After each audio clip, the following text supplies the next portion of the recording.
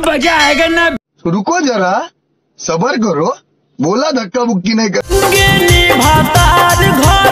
कौची कहे रोशन भैया, भातार घर नहीं गल कहीं हो, सब दिन तो ही कचकचे में लौड़ा अगले को मारे नहीं टपटा। और अभी तो रुको, क्लाइमैक्स अभी बाकी। कैसे मनैनी छोड़े सेज बजलसा।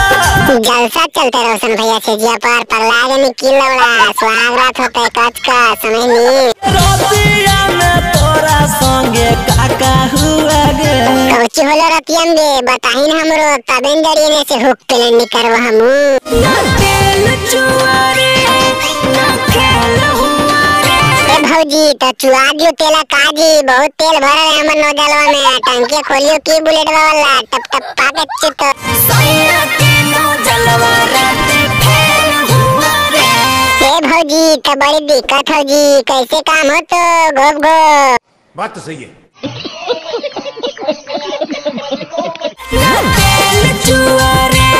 ए भौजी तेल कौची मोबिल चुआ दो, मोबिल एक बार बोला के तो देख खाली हमरा। बड़ा हरामी हो बेटा। ना खेल हुआरे। ए भौजी तो यो काजी खेले ले गोप गोप। सैया के नौजलवा राते फेल हुआरे। ए भौजी तब हैवक बनावे कहीं नौजलवा, तबे तेल चुता टप टप।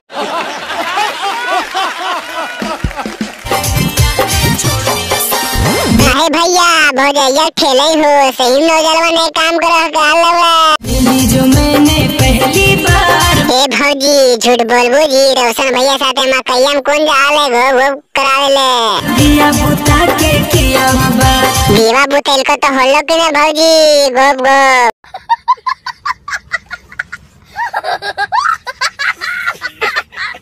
भाई तो वीडियो खत्म हो गई, ठीक हो यार। अगर मजा आए तो चैनल हमारा सब्सक्राइब करे बेटा, हमारे पे क्लिक करके, ठीक हो। कहे कि चैनल पे इतनी वीडियो देते रहो तो पहुंचते रहो तो सबसे पहले तोरे पे, ठीक हो। ज्यादा मजा ले तो दोस्त के पास शेयर करने, मजा नहीं भाई सपोर्ट करने।